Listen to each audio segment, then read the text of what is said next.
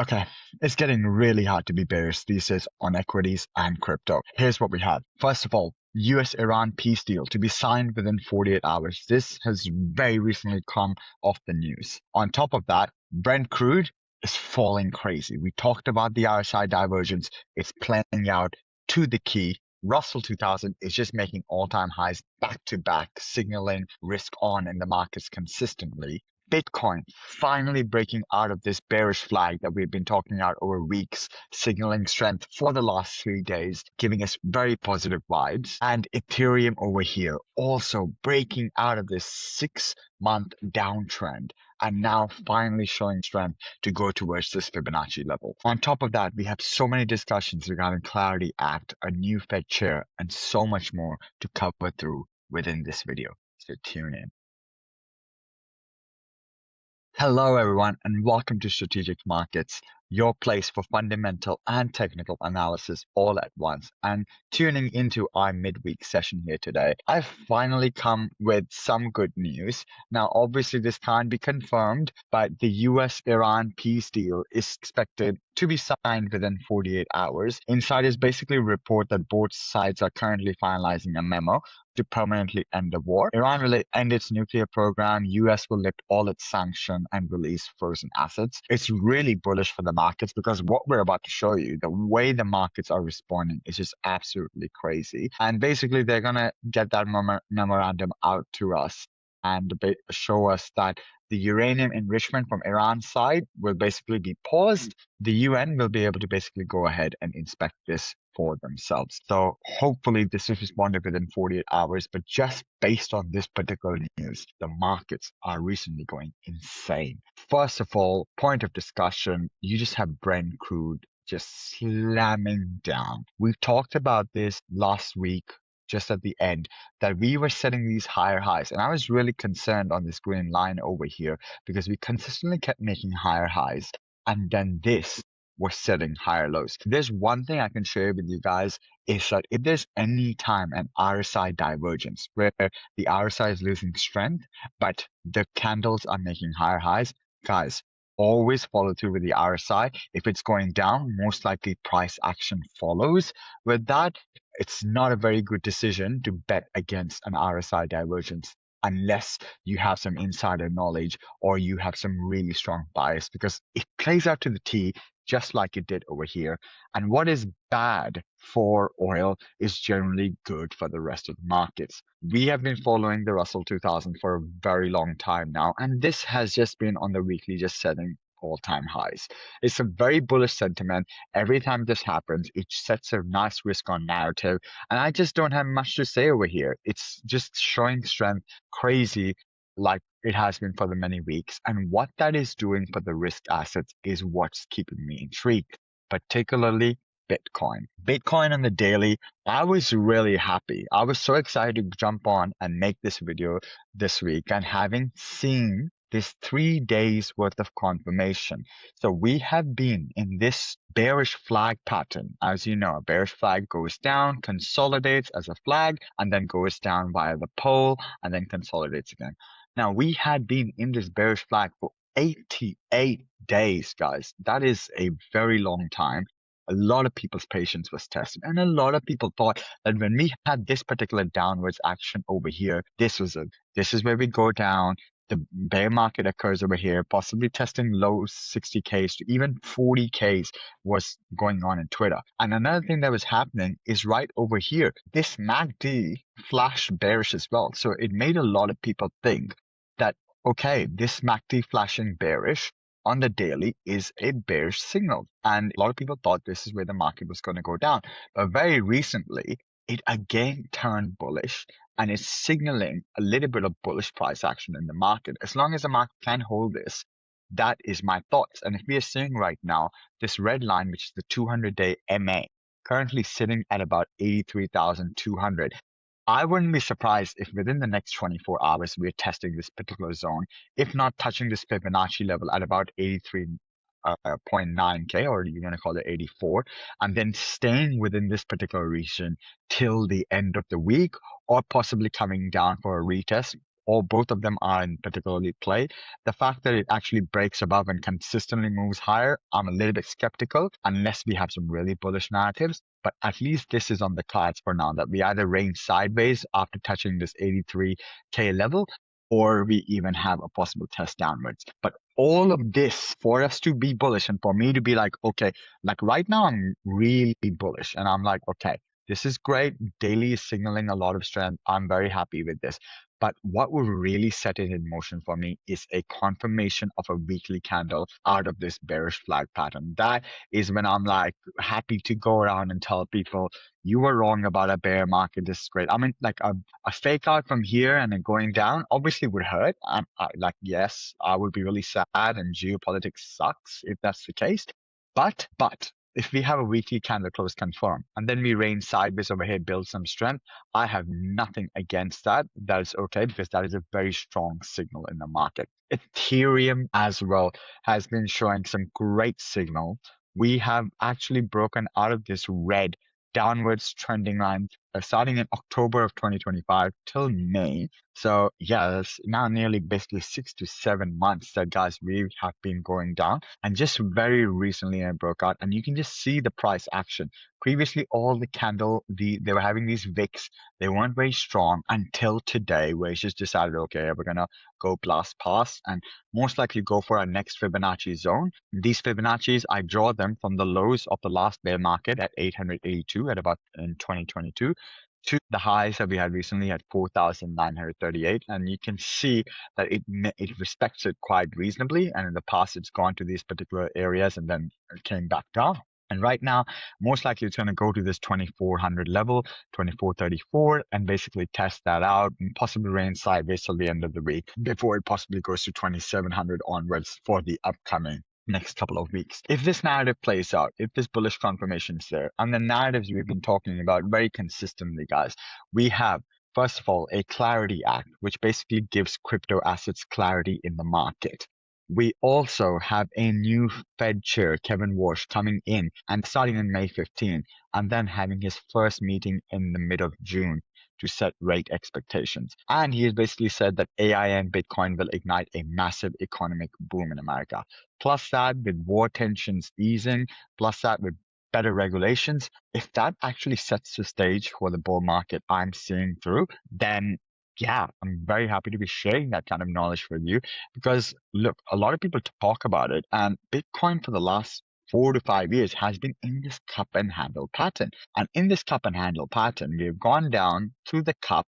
Now we're going towards the handle, and basically the expectation price target of that. Okay, we're not bull opium posting kind of people, but it can be up to the range of $220,000. And if all the narratives I just discussed, easing monetary policy, a new Fed chair, and all these things come into play, then that is going to be a really good market to be involved in, which is why very recently I have actually been very strong, and we've been making this content to really get it out there for you. So on that, if you found this content helpful and educational, please drop us a like. But on that, I will pass it over to Steve for his technical analysis and to share with us where the direction is going. Thank you. All right. Well, thank you very much for that, Yash. And since you've been discussing Bitcoin again and Ethereum, well, let's jump right into that before we talk about the Brent Crude and all the other indicators. So looking at Bitcoin firstly, everything you just basically discussed pretty much confirmed exactly with the charts that I'm looking at as well here too.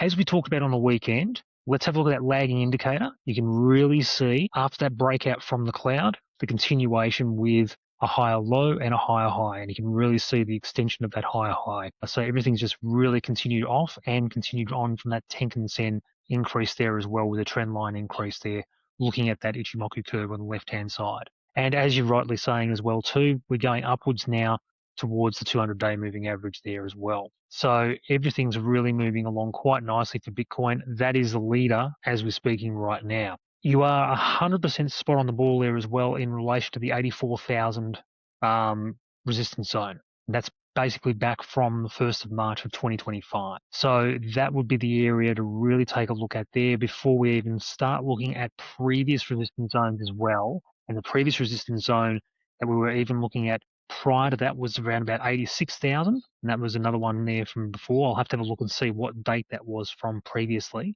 And also there was another one as well at 91,000. That was another one from back there. So lots to look at in terms of potential targets and potential resistances there that could get in the way. But at least for the meantime, we've got these support areas here now that can actually hold it up in the meantime in terms of some movement. So that's something there, and a lot of positivity going on rather than that negative aspect where everything was holding it back. But like you're also really alluding to as well, at least we've now got some positive momentum from Ethereum, even though we're still trading beneath that resistance area here of 24.25. But, and this is the really, really big but here, the positive catalyst behind the move here from Ethereum is this. Look at this lagging indicator now. We're actually now breaching above the cloud, and that is the strength that's actually now coming through in relation to Ethereum. If we get close at the end of this day, which is now 11 and a half hours, or just under 12 hours, I should say, away, and if that closes above this cloud area here of 23.92, so we're about 16 points above that at this point in time, it closes above that cloud area there at the end of this day, then we have confirmation of this move being above that cloud, and then you can basically say we've got the breakout above the cloud overall. So that's where the strength is lying in. Let's see whether it actually happens or not. But we've still got this resistance area to actually clear and then be able to say, yep, we've got the full movement there. So that will be interesting overall. So let's wait and see how that does really, really occur. The big bear in the room, like we're always talking about, is actually Brent. Now, this is really fascinating because only about an hour ago I was looking at this, and an hour ago we were at the $100 mark. Look where we are now. We've bounced back up to 105. This is how volatile this actually is and how it's actually bouncing around and going crazy right now. So it actually bounced down to $100.65. That's where it was. And that was around about an hour ago. We are now currently trading at $105.30. So that's how much this is moving at this point in time. Now, I don't know whether anything's just happened over the last hour or not in terms of something changing geopolitically or anything along those lines, but this is what we really need to keep an eye on. Have a look at this purple line here. This is one of the VWAPs. This is actually a quarterly VWAP in particular. So this here will give us an indication as to whether or not the buyers or the sellers are in control based on the buying and the selling that's been going on since the beginning of April. Who's in control in terms of whether the buyers or the sellers are actually winning or losing. If we take a look at USO in particular as well, USO is actually tipped to open at this point in time just under $132 per barrel. That is actually above the quarterly VWAP. Now, before, around about an hour ago, that was down to about $126. You can see how much this is changing as well. So the sellers were actually in control about an hour ago. Now the buyers are in control. It's actually a seesaw. So anything can happen in relation to this. We're not out of the woods yet in terms of whether or not crude oil is going to actually be falling through the floor or actually about to rise again as well. But it's very, very fascinating how we were only talking about this over on the weekend, how it was actually respecting this upper level of the 4-hour support and resistance lines in terms of this range that we've been talking about since March. And it was actually respecting that level in terms of falling through there and most likely going to be testing these support levels and potentially coming back down to around about here is where we were talking about before. And that supports your thesis as well, Yash, in relation to how you were talking about the MACD divergence. Overall, it supported that very, very well and had actually come back down, and it supported the thesis very, very well in relation to respecting that upper range of the 4-hour support and resistance lines as well. So really something to keep an eye on. And we were also talking about this as well in relation to silver a very, very long time ago as well, just when that fell about 30% in one day as well. So all of these theses, especially in relation to MACD divergences, RSI divergences, and 4-hour support resistance lines really play together extremely well. So definitely do keep an eye on those. And both Yash and I will always be keeping an eye out for those as well in relation to a lot of indices and a lot of indicators. Subscribe and like, and make sure you really follow along the journey with us, because we let you know about any of these things as they occur as well. Now, the indices, not much has really changed since we were talking on the weekend and everything that's going on with the markets. Apart from probably the Russell overall, that hadn't really reached all-time fully pushing through everything until this particular week overall. It was on the verge of getting there. Now the all-time highs are really coming through. The Russell, definitely now. The SPY really was beforehand. Take a look at that now. That's really going to be launching its way out there when the market's open. You can see it's about to open way up there into the 729 with the SPY as the ETF. The Qs, similar situation. That's going to be launching way out there in terms of gapping up. Whether the markets will hold this gap is going to be the big question, especially if crude oil and USO bounce again. If they do bounce, expect these gaps to actually start being tested and maybe come back down again in terms of the indices. The big bugbear, I suppose, if you want to call it that, in the room is going to be the Dow, because the Dow has not reached all-time highs. We were discussing this very much in depth over the weekend. I'm not going to go into it now in terms of things tonight. Go back to the weekend video overall to have a good discussion about that, because that was a very, very interesting chart in relation to both the Dow as well as this chart in terms of the Dow Jones Transportation Average, because this one overall in terms of Dow Theory is a really, really interesting one to keep an eye on as well. As you can see, this has not improved all that much, even with everything going on in relation to all of this wonderful jubilation that's happening in relation to the markets. So keep an eye on this today as well to see if this improves remarkably or not as well in today's markets. Gold is an interesting aspect as well too. Gold was actually starting to improve. It's bouncing off the 150-day moving averages and actually starting to make a way back upwards as well too.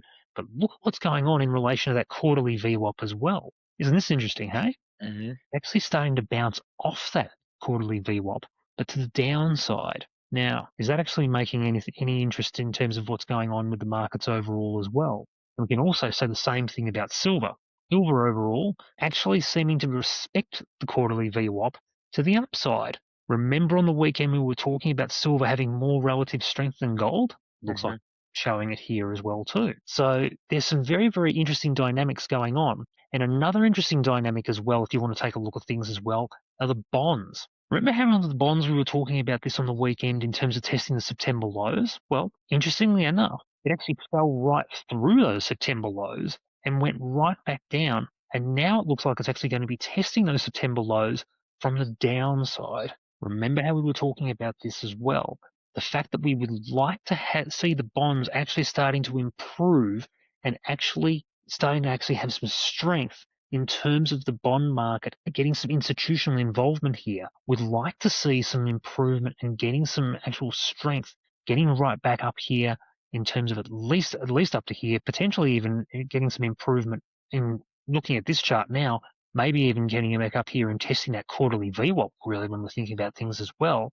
Because if we get some institutional involvement in relation to the bonds and getting some strength going, that would put less stress and less pressure on interest rates. If there's less stress and pressure on the interest rates, that will put less stress and pressure on the markets overall, especially when it comes to the small caps.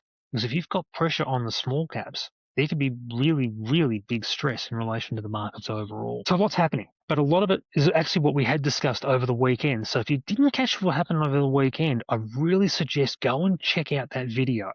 I know it was a long video on Saturday. Now it went for half an hour. We try and keep our videos as short as we possibly can, and it really is well worth watching if you haven't watched it already. Really keep an eye on how far extended these markets are going to get, especially as we gap up a lot at the beginning of trade. It's only going to happen. What's that? About an hour and a quarter away from now. 11:30 Melbourne time. 8:30 over in New York. But definitely keep an eye on how far extended some of these markets can get. And if they do get a little bit too far, there is always that reversion back to the mean that does occur. And it will occur at some stage. So really keep an eye on things, especially in relation to your positions. And with that, mate, I'll pass it right back to you. All right. Thank you so much for that. And on that topic, guys, last video that we posted does have a lot of content about sell in May or go away. There's also discussions such as copper versus gold, which really points out some good narratives. And in the past, we've also discussed things like the Russell versus the SPX and how that's recently showing strength and giving us a bit of a risk on narrative. Yeah. But on that, if you have tuned in up till now, thank you so much. Drop us a like if you enjoyed this particular session. And if you really think we can do anything differently or you want us to cover something, please leave a comment. Today's keyword for a comment, let's just go with Brent Crude. I want to see Brent Crude in the comments. I want to see who's actually up till now. That would be great. We'd love to continue this journey with you. So if you can give us a subscribe, that would be really great. And we'd love to push on with you moving forward. Thank you so much. We'll catch you in the next one. See you soon.